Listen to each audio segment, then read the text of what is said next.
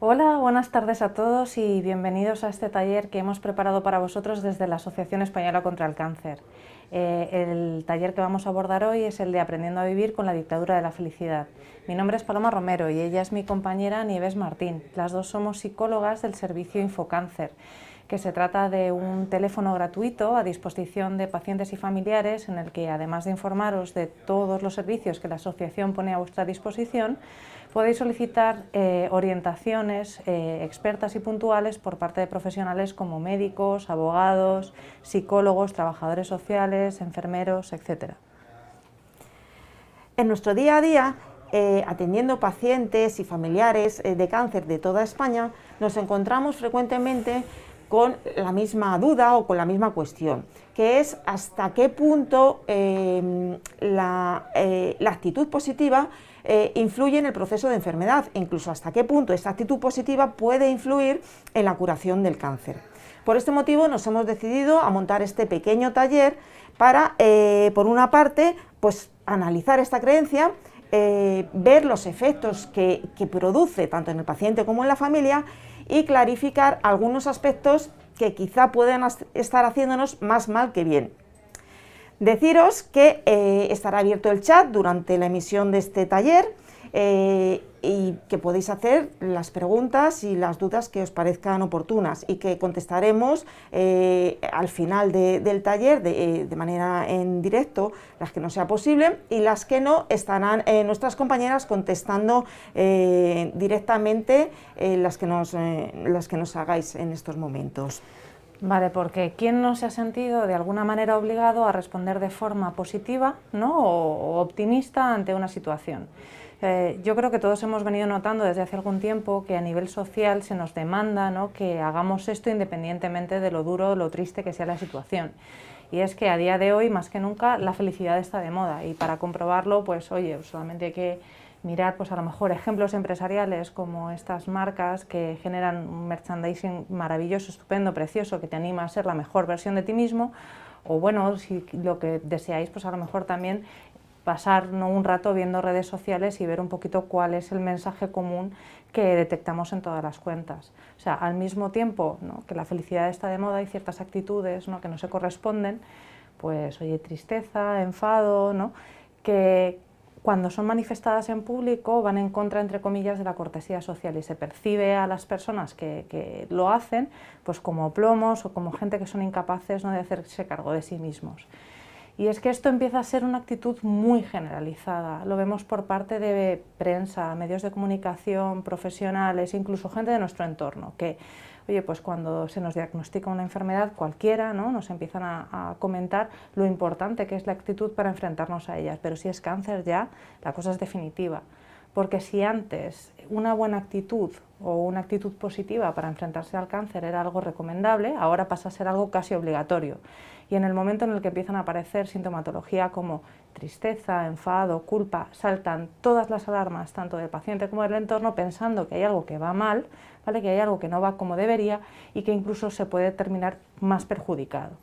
Y a ver, no os malinterpretéis, una actitud positiva es muy importante para gestionar todas aquellas cosas que van a suceder en el proceso oncológico y que inevitablemente implican cierto grado de malestar y de sufrimiento, pero para ser claros, en el pronóstico y en la curación el optimismo o la buena actitud no van a contar. Lo que van a contar son factores como, por ejemplo, el tipo de cáncer, el pronóstico, la fase, el estadiaje, la respuesta a los tratamientos y un largo etcétera de cosas que no están a disposición directa del paciente.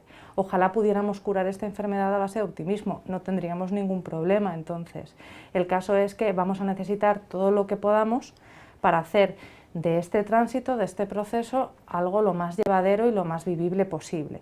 Y es que la felicidad no se ha vivido de la misma forma siempre. O sea, hasta hace poco la felicidad pues era un poco el resultado de tus circunstancias, ¿no? Si tú tenías una vida cómoda, si no tenías dolor, si eras capaz de perseguir tu vocación o incluso cuando hacías balanceo, ya sea en un momento puntual o al final de tu vida, ¿no? La felicidad era un poco el resultado. Pero ahora, pues desde la industria de la felicidad y de estos mensajes que se nos mandan, la felicidad empieza a tener un significado diferente y es un poco pues por una parte, el acúmulo de atributos psicológicos que se pueden trabajar y reforzar para conseguir un objetivo concreto.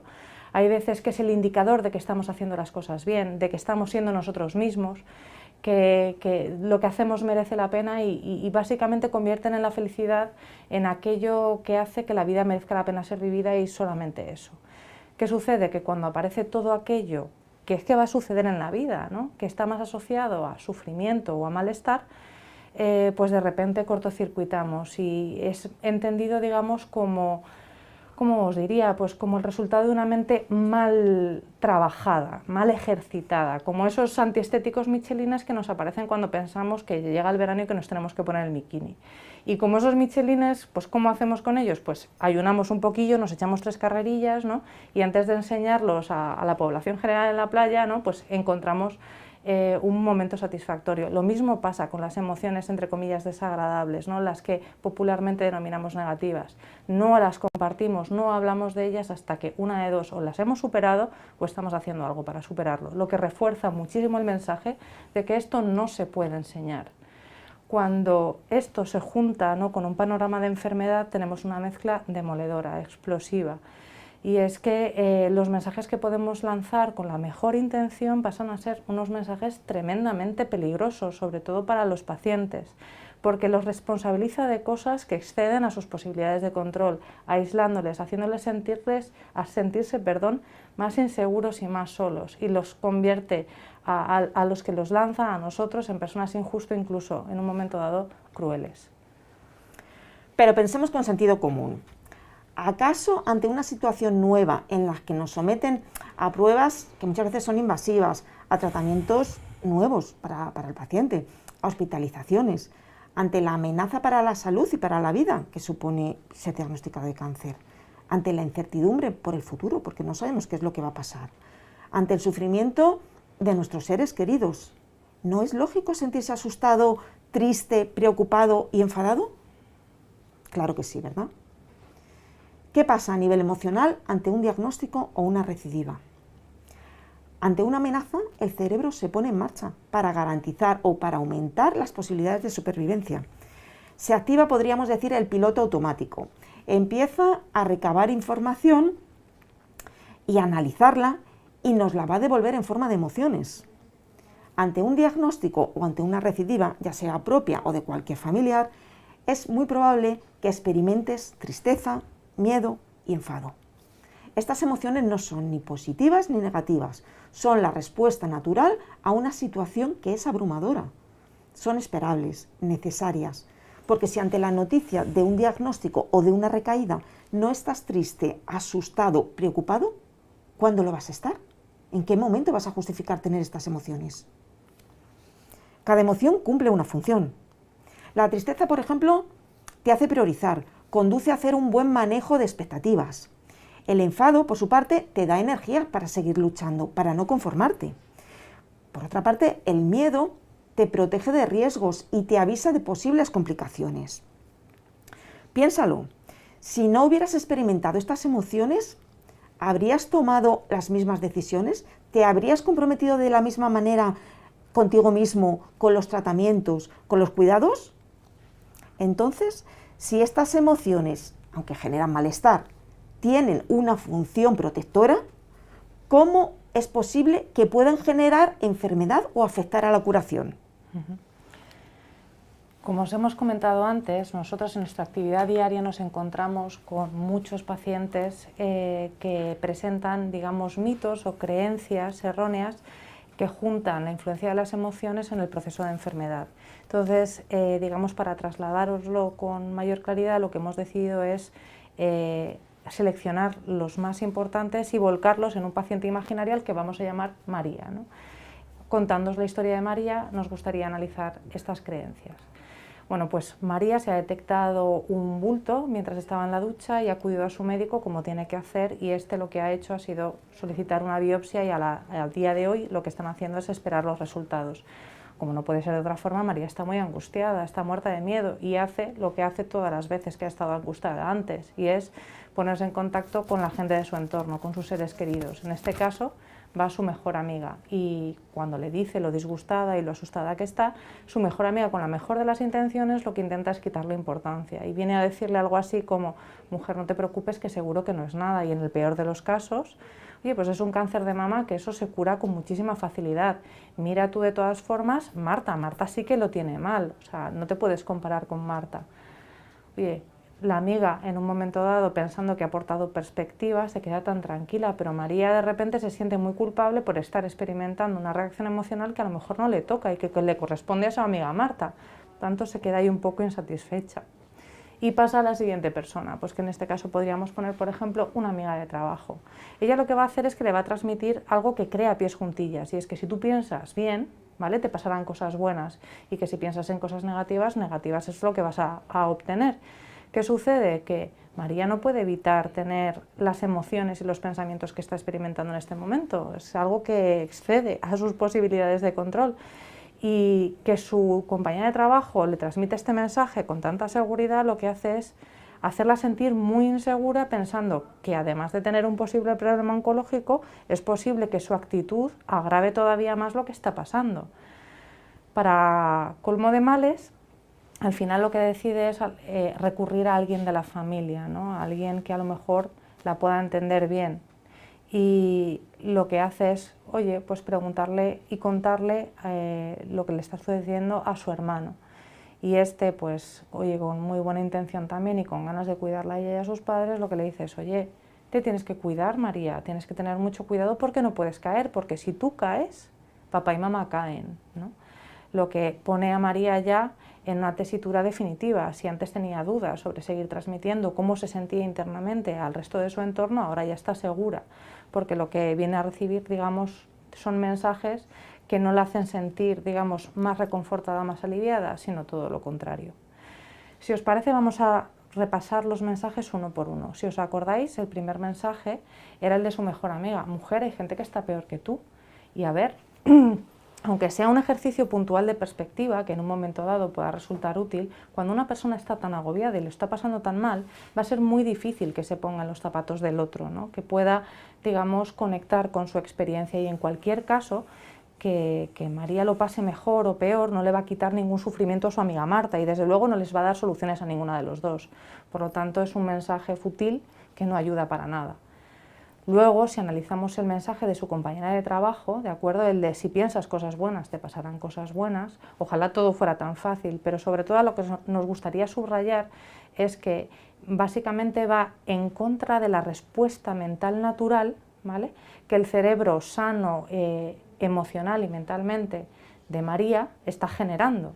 ¿Y esto qué implica? Que incluso intentando evitar esos pensamientos, ¿vale?, lo que los psicólogos sabemos es que intentando evitar estos pensamientos, lo único que vas a hacer es conseguir un alivio puntual y moderado, y que va a llevar un momento en el que este mecanismo va a dejar de funcionar y que se va a producir un efecto rebote. Por lo tanto, dejas a María con un problema enorme y con una sensación de inseguridad tremenda por lo que viene después. Y finalmente, con lo que pasa con su hermano, acordaos, ¿no?, lo de tienes que estar fuerte por mamá y papá.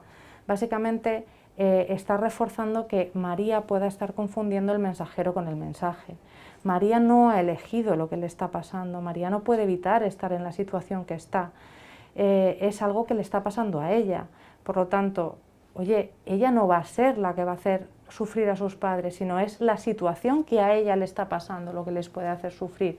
Y en cualquier caso es una situación que es objetivamente triste y dura, en un momento en el que probablemente necesites a la familia más que nunca. Si uno tiene que estar triste, es mejor estar triste en familia con los suyos que triste solo. Todos vamos a querer siempre lo mejor para la gente que queremos, para nuestros seres queridos, sobre todo cuando lo están pasando mal, porque es muy difícil ver a alguien que quieres pasarlo mal. Y es fácil que nos excedamos sin quererlo, mandando mensajes del tipo: todo va a estar bien, no te preocupes, anímate, es muy importante la actitud. Pero lo que tenemos que ser conscientes, tanto desde el punto de vista del paciente como desde el punto de vista del entorno, es que uno no puede mantener una actitud fuerte, positiva, permanentemente, 24 horas, 7 días a la semana. que no tenemos ningún botón que nos permita desconectar, ojalá, ¿no?, este proceso emocional que se pone en marcha sin que nosotros lo decidamos. Sobre todo lo que nos gustaría aclarar es que lo que sucede, ¿vale?, cuando a uno se le diagnostica o tiene que convivir, ¿vale?, con los tratamientos asociados a una enfermedad oncológica, es natural, tiene sentido. Todas estas emociones tienen un propósito, una función, nos ayuda a tomar buenas decisiones, a cuidarnos bien, que no es algo que nos tenga que asustar, que si en un momento dado empieza a ser algo incómodo o inmanejable, hay formas de abordarlo, pero sobre todo saber que esta respuesta probablemente vaya a ser oscilante, ¿vale?, que no solamente está, sino que se la espera, y que sobre todo, no es incompatible con tener una buena actitud de cara a la enfermedad. Y es que es lógico querer ayudar a una persona de tu entorno que lo está pasando mal. Pero cuando se adopta una creencia errónea, como por ejemplo la de pensar que la actitud positiva cura, lo que hacemos es que el paciente se enfrenta solo ante su malestar. Y de alguna manera inconsciente estamos presionando para que el paciente sustituya una reacción emocional natural, como es sentirse mal porque le está ocurriendo algo malo, por una situación totalmente artificial. ¿Qué pasa al paciente cuando recibe estos mensajes? Cuando se tapona la necesidad de desahogo, lo que pasa es que se aumenta el sufrimiento, porque se genera, por una parte, falta de control, impotencia e inseguridad, y se van a generar pensamientos de no sé qué va a pasar si no consigo ser más positivo. Por otra parte, se va a generar baja autoestima, con pensamientos de no soy capaz, no puedo evitar preocuparme, no estoy a la altura de las circunstancias. Culpa también se genera, con pensamientos de las cosas pueden empeorar si no consigo ser más positivo. Y también una responsabilidad injusta, porque se adopta el convencimiento de que es que tengo que estar bien para que los demás no sufran, o tengo que conseguir estar bien para que las cosas vayan bien. Y este tipo de apoyo, el estar recordando continuamente al paciente que su actitud no es la adecuada, lo que hace es que bloquea la expresión de emociones. Es que implica que todo el peso del proceso oncológico recaiga sobre el paciente. Genera responsabilidad sobre su propio sufrimiento y se les priva de la comprensión de los demás. Y esto aboca a la soledad. A ver, si eres paciente y tienes alguna duda sobre si estás siendo víctima de la tiranía, ¿no?, de la dictadura de la felicidad, a lo mejor se te disipan si te reconoces en uno o varios de los siguientes indicadores, ¿no? Por una parte, es posible que te sientas responsable de cosas que, si lo piensas bien, y lo piensas muy bien, no son responsabilidad tuya ni de nadie. Es posible que te encuentres a ti mismo comparando tu actitud frente a la enfermedad con la de otros pacientes y que siempre salgas perdiendo. También es posible que tú hasta ahora te hubieras considerado una persona fuerte, pero que ahora mismo nada más lejos de la realidad, ¿no? Al revés, te veas como una persona muy débil y que de hecho esto te genere serias dudas sobre cómo vas a seguir afrontando el resto de los retos que vienen por delante. O simplemente has dejado ya de comunicar, ¿no?, y transmitir cómo te sientes a tu entorno por la respuesta que estás teniendo. Si esto es así, ¿vale?, lo que te animamos es que de verdad confíes en los contenidos del taller, que nosotros de esto entendemos y que sobre todo, oye, no te asustes ante lo que puedes estar sintiendo, porque con muchísima probabilidad es lo más natural y lo más normal en las circunstancias que estás viviendo, que no son nada fáciles. Recuerda que es muy fácil que estés oscilando, que haya días buenos o momentos buenos y días malos y momentos malos, ¿vale? Que además de reconocer estas emociones y vivir con ellas, es bueno, ¿no?, en la medida de lo posible intentar compartirlas, pero que no todo el mundo va a hacer el mismo papel, no todo el mundo lo hace igual de bien. Piensa en aquellas personas de tu entorno, familiares, amigos, que invitan más a la intimidad, que son más cariñosos, que escuchan mejor, que te hacen sentir más entendidos, y empieza por ellos. En cualquier caso, si sigues sin animarte, que sepas que nosotros estamos a tu disposición, tanto en Infocáncer como en todas y cada una de nuestras juntas provinciales, deseando echarte una mano. Y por último, si estás en uno de esos momentos en los que te ves secuestrado y embargado por la emoción, recuerda que siempre puedes dejar todo aquello que te sature, cosas, personas, rutinas, ¿vale? Lo que sea, a un lado por un tiempo y al mismo tiempo adoptar todas aquellas medidas que generen confort, que generen momentos agradables y que te ayuden a hacer las cosas más fáciles, aunque sea por un momento. Y si eres familiar, también te puede estar afectando la tiranía del optimismo cuando sientes que tienes que estar siempre fuerte, optimista, alegre, tranquilo para poder ayudar a tu ser querido. Si es así, podemos darte los siguientes consejos. Acepta que hay una parte de sufrimiento que va a ser inevitable. La tristeza, la rabia, el miedo son emociones adecuadas ante el diagnóstico de tu familiar. No siempre vas a poder eliminar el dolor, pero siempre, siempre, siempre vas a poder acompañar en el dolor. No confundas cansancio con tristeza, ni tristeza con depresión. Respeta sus emociones, déjale que pueda expresar cómo se siente. En lugar de decirle, no digas eso, dile, por ejemplo, entiendo que digas eso. Entiendo que no te apetezca hacer tal cosa. Creo que en tu situación me pasaría lo mismo. Si necesita llorar, permíteselo. Quédate con él en silencio. Pregúntale cómo puedes ayudarle, porque él o ella es quien mejor te puede orientar. Y con esto llegamos al final de este taller. Esperamos que haya sido de vuestro agrado, que os haya gustado, que os haya resultado útil.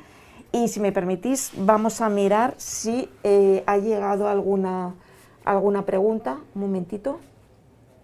Sí, tenemos una pregunta de Loli. Mira, Paloma, Loli nos está preguntando... Vale, nos pregunta si ante los niños pequeños también hay que demostrar los verdaderos sentimientos, porque ellos no entienden la enfermedad que tienes y claro, no van a entender que estés depre. Claro. Bueno, pues antes de nada, hola Loli, muchísimas gracias por animarte a hacernos esta pregunta. A ver, yo creo que es una muy buena pregunta y es una pregunta muy importante. Lo que te diría es que partiendo de la base de que los niños no tienen la idea adquirida de cáncer que tenemos nosotros o de enfermedad que tenemos nosotros, eso ya nos pone en un contexto en el que vamos a tener que explicar y, oye, pues que esto no nos va a venir mal porque vamos a poder dar las explicaciones que nosotros necesitamos que ellos tengan. Pero dejando esto a un lado, los niños siempre han sido más capaces de detectar y de gestionar las emociones de una forma más eficiente y mejor que cualquiera de nosotros los adultos. En este sentido, lo que te digo es que no tengas miedo en un momento dado de expresarte emocionalmente. Lo que hay que evitar, ¿vale?, son emociones desbordantes, digamos, arrebatos que hagan que pierdas el control, porque si esto lo ve un niño le puede asustar muchísimo. Es algo a evitar. Pero tener, digamos, momentos puntuales de emoción o manifestaciones puntuales de emoción, sobre todo cuando estas van acompañadas de un mensaje claro, sencillo, adaptado a su lenguaje y a su edad, ¿vale?, les va a ayudar a comprender, uno, lo que está pasando y lo que es posible que lleve pasando un tiempo en casa, y dos, que ante situaciones como la que se viven en casa caben estas emociones, lo que implica ya una educación emocional a futuro. Espero que esta respuesta te sirva, si no, por supuesto, estamos a tu disposición en Infocáncer. Muchas gracias, Paloma, muchas gracias a todos los que nos estáis acompañando en este taller y deciros que cualquier información relacionada con el cáncer estamos disponibles en nuestra página web www.aecc.es y por otra parte, por supuesto, en el teléfono gratuito de Infocáncer, disponible 24 horas, 7 días a la semana, 900 100 036. Muchas gracias y hasta la próxima. Adiós.